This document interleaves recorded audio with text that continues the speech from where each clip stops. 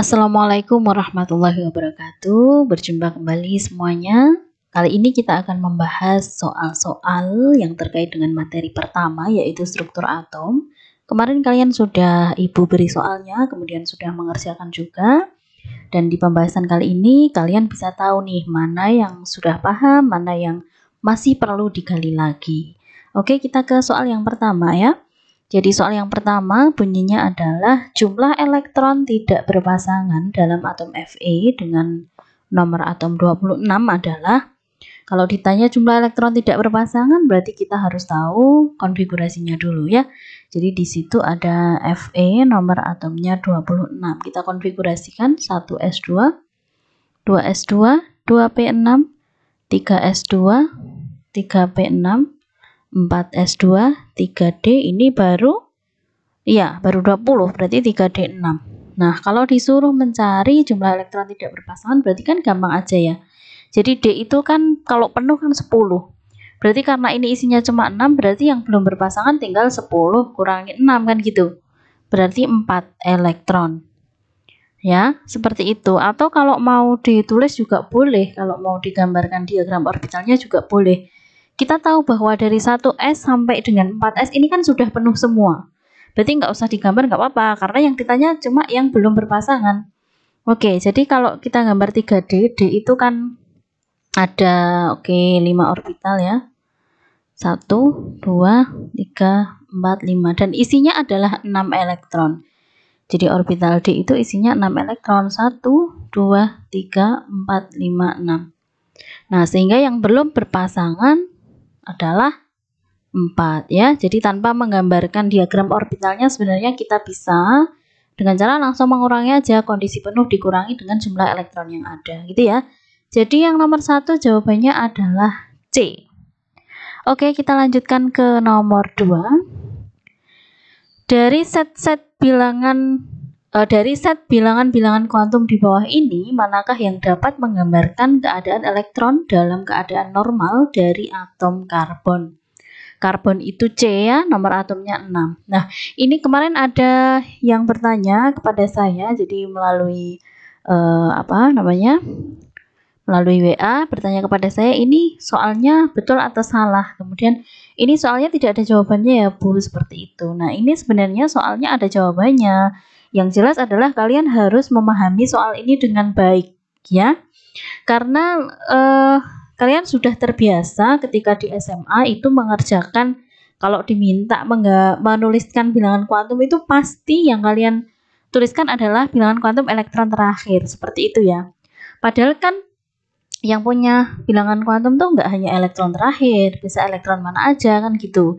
Nah, di nomor 2 ini itu bunyinya adalah dia cuma tanya manakah yang dapat menggambarkan keadaan elektron dalam keadaan normal dari atom karbon. Jadi elektron yang mana? Ya bisa mana aja asalkan dia memenuhi atom karbon dengan nomor atom 6. Jadi elektronnya 6. Asalkan memenuhi kondisi atom karbon gitu loh. Oke. Jadi kalau karbon itu nomor atomnya 6, berarti kan bisa kita gambarkan konfigurasinya 1s2, 2s2 dan 2p6 kan gini. Artinya karbon ini nilai N-nya yang terisi elektron, karena ini keadaan normal ya. Jadi keadaan normal atau keadaan dasar ini adalah keadaan di mana elektron itu tidak berubah, tidak tereksitasi ke tingkat energi yang lebih tinggi atau teremisi. Jadi ini ya konfigurasinya ya ini, elektronnya tetap di sini gitu ya, karena keadaan dasar atau keadaan normal. Nah, ini berarti dalam keadaan dasar karbon atau C itu tidak mungkin elektronnya menempati N sama dengan 3 gitu loh. Karena ini maksimal 2. N-nya nilainya 1 atau 2 gitu ya. Oke, kita pilih saja dari opsi jawabannya ya. Kita ke opsi yang A. N1, L0, M1S1. Boleh nggak ini dimiliki oleh atom karbon? Jadi N1 boleh nggak? Boleh ya? Boleh. N1 boleh. L0 boleh, berarti dia 1S kalau L-nya 0 ya.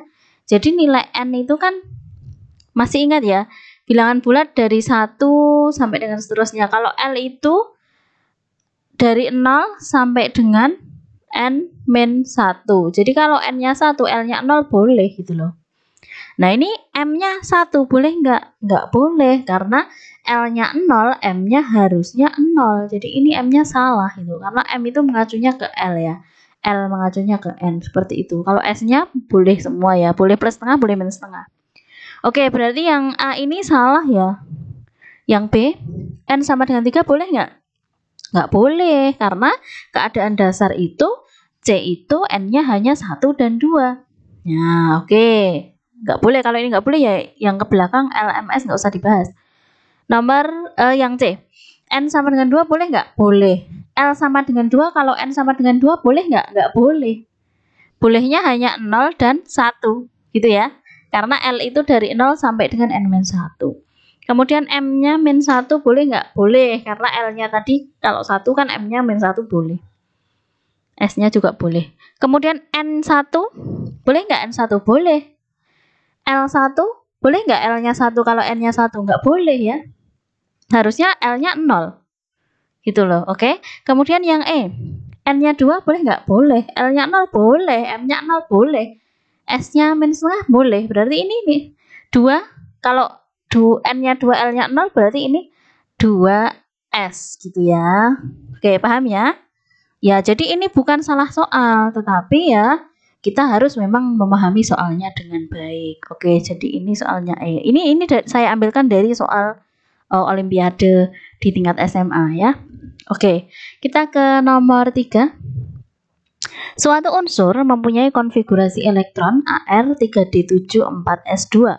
Berlaku pernyataan bahwa unsur tersebut 1, 2, 3, 4. Pernyataan yang benar adalah, oke, ditanya pernyataan yang benar. Nah, kalau kita punya konfigurasi seperti ini, berarti kita kan bisa tahu nih beberapa informasi yang disajikan dari konfigurasi ini.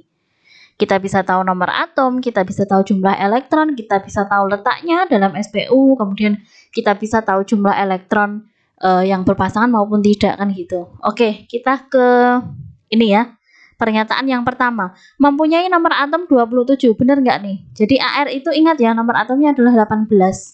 Kalau nomor atom itu berarti kan sama dengan jumlah elektron kan? Sama dengan jumlah elektron. Nah, ini berarti elektronnya berapa ini? 18 ditambah 7 tambah 2 sama dengan 27. Betul ya? Berarti nomor 1 betul. Nomor 2, terletak pada periode 4. Betul nggak nih? Jadi kalau kita menentukan letak elektron, kemarin juga materinya sudah disampaikan. Jadi ada NS dan N-1D. Atau ini boleh dibalik gitu ya. Nah, yang menyatakan periode adalah pada S-nya atau nilai N terbesar. Sehingga nilai N terbesar kita ketahui dari konfigurasinya ini adalah 4. Artinya dia pada periode 4 betul ya. Jadi jawaban nomor 2 ini betul. Kemudian nomor 3. Mempunyai jumlah elektron tak berpasangan. Nah, ini seperti soal nomor 1 tadi. Jadi ini kan kalau 4S2 kan sudah berpasangan ya. Kemudian AR ya jelas sudah berpasangan semua. Berarti kan tinggal 3D7. Nah, yang belum berpasangan berapa? Berarti kalau D itu penuh kan 10. Lah ini isinya 7. Berarti 10 kurangi 7. Berarti yang belum berpasangan adalah 3. Mempunyai 3 buah elektron tak berpasangan, berarti betul. Oke, kemudian nomor 4. Termasuk golongan alkali tanah. Betul atau salah ini? Nah, ini kan kalau golongan itu berarti kita lihat letaknya kan. Letak itu dilihat dari konfigurasi elektronnya. Di situ konfigurasi elektronnya adalah 3D7 4S2. Ini memang terakhirnya 4S ya. 4S2 ya. Golongan sepertinya itu kan sepertinya betul gitu ya alkali tanah. Tapi kalian lihat di sebelum 4S itu ada 3D. Ya. Nah, ini kalau ada pola NSN-1D atau N-1D. Oke, saya tulis ya biar paham ya. N-1D NS ini kan pola dari golongan apa nih? Golongan transisi. Berarti ini bukan golongan alkali tanah, melainkan golongan transisi gitu ya. Oke, jadi nomor 4 ini pernyataan yang salah. Nah, berarti jawabannya adalah 1, 2, 3. Jawabannya yang E. Oke, seperti itu ya, paham ya? Nomor 4. Diberikan 5 set bilangan kuantum berikut, nomor 1, 2, 3, sampai 5. Yang ditanya adalah manakah seperangkat bilangan kuantum yang tidak diperbolehkan. Nah, tidak diperbolehkan. Berarti mirip dengan soal yang karbon tadi ya. Oke, nomor 1. N3 boleh nggak ya? N itu boleh semua ya ini. N3 boleh. L2 boleh nggak L-nya 2 kalau N-nya 3? Boleh ya. Boleh. M-nya -1 kalau L-nya 2 boleh ya. Ini saya sudah tidak usah menjelaskan N itu gimana, L itu gimana, M itu gimana ya. Nanti silakan dilihat di video sebelumnya, kemarin juga sudah saya jelaskan. Jadi ini kita tinggal bahas aja ya. N-nya 2, L-nya oke, nomor 2 ya. N-nya 2, L-nya 3. Boleh nggak L-nya 3 kalau N-nya 2? Nggak boleh. Bolehnya berapa ini? 0 dan 1 gitu ya. Karena L itu dari 0 sampai dengan N-1. Kemudian M-nya ya ini kalau ini sudah salah ya ini nggak usah dibahas ya. Karena kalau udah salah satu salah berarti ya salah, nggak boleh gitu. N-nya 4, L-nya 0 boleh nggak? Boleh. M-nya 1 boleh nggak kalau L-nya 0? Tidak boleh. Karena ini M-nya harusnya 0 gitu ya. Oke, kemudian nomor 4, N-nya 3, L-nya 3 boleh nggak kalau N-nya 3? Tidak boleh. Bolehnya berapa? 0, 1, 2 gitu loh, karena maksimal N-1. Kemudian M-nya -1. Ya ini kalau ini udah salah ini juga nggak usah dibahas ya. Oke. N-nya 5. L-nya 3. L-nya 3 boleh nggak kalau N-nya 5, L-nya 3? Boleh ya. M-nya +2 boleh nggak nih? Boleh. Boleh ya. Jadi kalau 3 itu kan berarti -3, -2, -1, 0, +1, +2, +3 boleh ya. Berarti yang boleh hanya nomor 1 dan 5. Yang ditanya yang tidak diperbolehkan berarti 2, 3, 4. Jawabannya adalah C. Oke, kita lanjutkan nomor 5. Mengenai ion Fe3+, manakah konfigurasi elektron box dari subkulit 3D yang benar? Fe3+. Fe itu nomor atomnya 26. Karena dia golongan transisi, hati-hati kita nggak boleh langsung 26 kurangi 3 karena nanti jawabannya bisa salah ya. Fe26 berarti ini 1s2, 2s2, 2p6, 3s2, 3p6, 4s, 2, 3d ini 20 ya, 3d6. Nah, kalau dia jadi Fe3+, maka kan yang keluar 3 elektron ya. Keluar itu berarti dari nilai N tertinggi dulu atau dari yang paling luar dulu. Berarti dari ini keluar 2 kurang 1 ya, karena tadi yang keluar harus 3. Berarti ini kurangi 1. Berarti jadinya adalah 3D5. Berakhir di 3D5 dan ini enggak ada gitu ya. Sehingga elektron box yang terakhir gitu ya dari 3D5 berarti kan yang D ya. Ya 1, 2, 3, 4, 5 gitu ya. Oke, paham ya, ini gampang ini. Kemudian nomor 6. Suatu isotop atom Mg23 mempunyai muatan +2. Jumlah proton, neutron, dan elektron yang dimilikinya adalah Mg itu nomor atomnya 12 ya. Nah, ini 23 ini nomor masanya. Kalau dia 2+ ya, ditanya proton, neutron, dan elektron. Protonnya berapa? 12. Proton itu kan yang di bawah ya. Kemudian elektron itu 12 kurangi 2 karena muatannya 12 berarti elektronnya 10. Kalau neutron itu berarti nomor massa gitu ya. Nomor massa dikurangi dengan jumlah proton kan, nomor massanya 23, jumlah protonnya 12 berarti 11. Oke, berarti protonnya 12, neutronnya 11, elektronnya 10. Jawabannya yang C.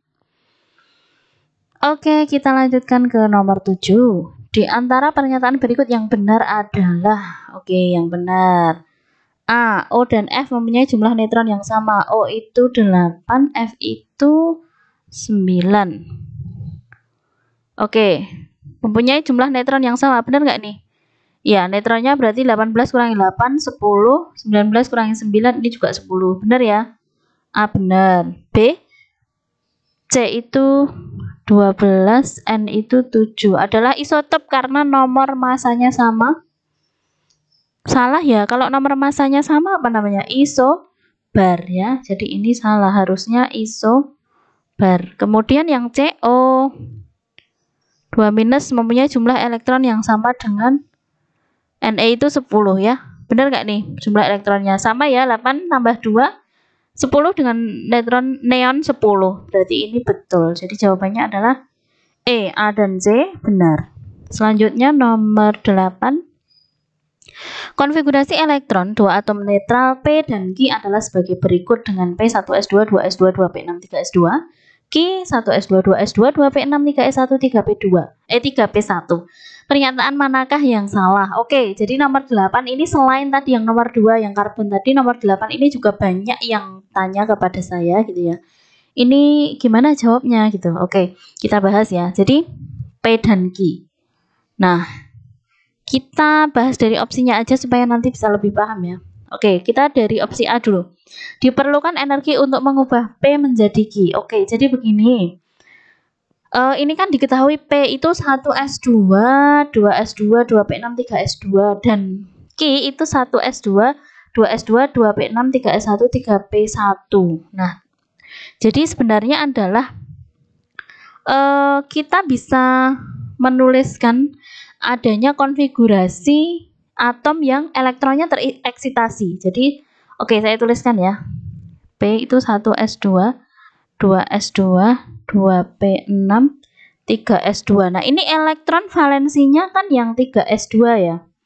Ini adalah elektron valensinya. Nah, keadaan konfigurasi elektron P yang seperti ini itu kita sebut dengan konfigurasi elektron pada keadaan ground state, atau istilah lainnya adalah, istilah bahasa Indonesianya adalah keadaan dasar ya. Jadi ketika elektron itu tidak dikenai apa-apa gitu ya, konfigurasinya adalah seperti ini, ground state, keadaan dasar.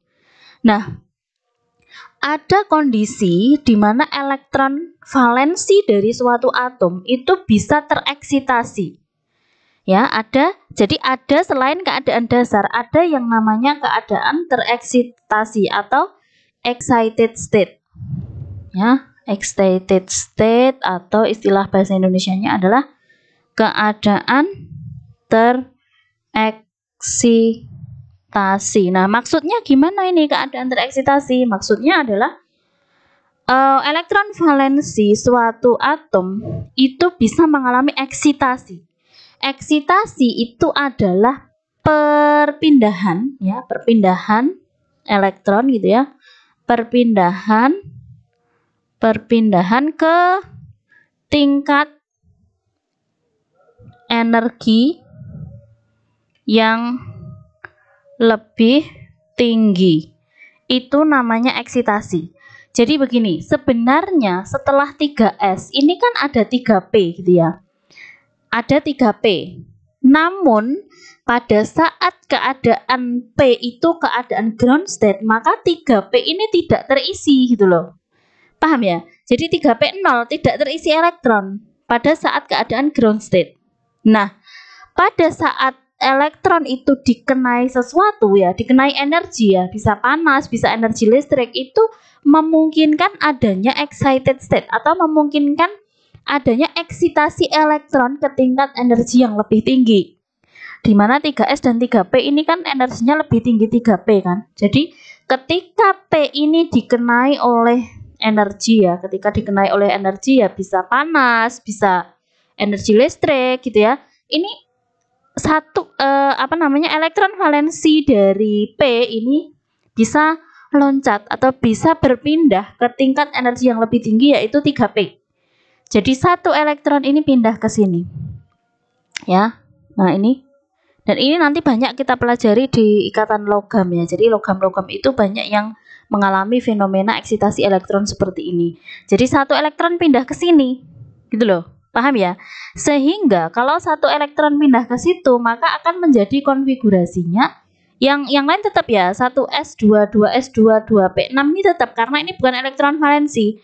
Yang tereksitasi elektron valensinya tadi, karena tereksitasi 1 pindah 1 ke 3P, maka ini 3S1, kemudian ini 3P1. Nah, ini konfigurasi ini yang di soal ditulis dengan Ki itu adalah konfigurasi elektron pada saat excited state. Paham ya? Jadi ini adalah Ki itu adalah konfigurasi elektron ketika atom P itu mengalami eksitasi gitu loh. Paham ya? Nah, jadi P dan Q itu sebenarnya sama gitu ya. Sebenarnya P dan Q itu sama, hanya keadaannya yang berbeda. Di mana P itu keadaannya adalah ground state atau keadaan dasar, dan Q itu keadaannya adalah excited state atau keadaan tereksitasi. Ya, sehingga kita kembali ke opsi soalnya. Yang A, diperlukan energi untuk mengubah P menjadi Q. Dari uraian saya tadi paham ya bahwa A itu betul. Diperlukan energi untuk mengubah P menjadi Q. Boleh energi, bisa energi panas, bisa energi listrik gitu ya. Oke, kemudian yang B, P adalah logam alkali tanah. Benar nggak nih? Kita lihat elektron valensinya dulu. Elektron valensinya adalah 3s2. Berarti golongan 2, karena ini S berarti blok S 2A ya. 2A itu namanya alkali tanah. Betul. Yang C, P dan Q adalah unsur yang berbeda. Gimana nih? Salah ya, P dan Q itu unsur sama gitu loh. Hanya keadaannya yang beda gitu. Kalau unsurnya sama, hanya keadaannya yang beda. Yang D, potensial ionisasi pertama Q lebih kecil dari potensial ionisasi P. Oke. Potensial ionisasi itu artinya sama dengan energi ionisasi ya, yaitu energi yang istilahnya energi yang menyertai suatu elektron ketika dia melepas satu elektron. Kalau ini karena ini yang ditanyakan energi ionisasi pertama, berarti satu elektron yang lepas gitu loh. Jadi antara P dan Q ini kira-kira untuk melepas satu elektron itu lebih mudah P atau lebih mudah Q? Ya, kalau P itu kan elektron valensinya 2, dia masih spinnya berlawanan gini. Ya, gini. Kalau ini kan sendiri-sendiri ya. Nah, ini kalau P ini lepas satu elektron dengan Q lepas satu elektron, maka akan lebih mudah yang Q. Q ini lebih mudah gitu loh. Kalau lebih mudah berarti energi ionisasinya lebih kecil, sehingga D itu betul ya. Nanti lihat lagi video tentang ini ya, sifat periodik ya, energi ionisasi itu gimana, pengertiannya apa, terus nilainya gimana, itu silahkan dipelajari lagi. Oke, kemudian yang E, Q adalah P dalam keadaan tereksitasi. Betul nggak nih? Betul ya, tadi sudah Ibu jelaskan. Jadi Q itu adalah P dalam keadaan tereksitasi. Betul. Sehingga kalau yang ditanyakan yang salah, berarti jawabannya adalah C gitu ya. Oke, jadi itu semua adalah pembahasan soal-soalnya. Terima kasih atas perhatiannya. Nanti silahkan dibuka-buka lagi, dipahami lagi jika masih ada yang belum paham. Dan silahkan boleh bertanya apapun ya, yang jelas yang penting masih tentang materi dari struktur atom. Silahkan bertanya bagi yang belum paham. Oke, terima kasih atas perhatian kalian semua. Semoga ini bermanfaat. Tetap semangat belajar ya, walaupun masih belajar dari rumah secara online, tapi semoga itu tidak mengurangi semangat kalian.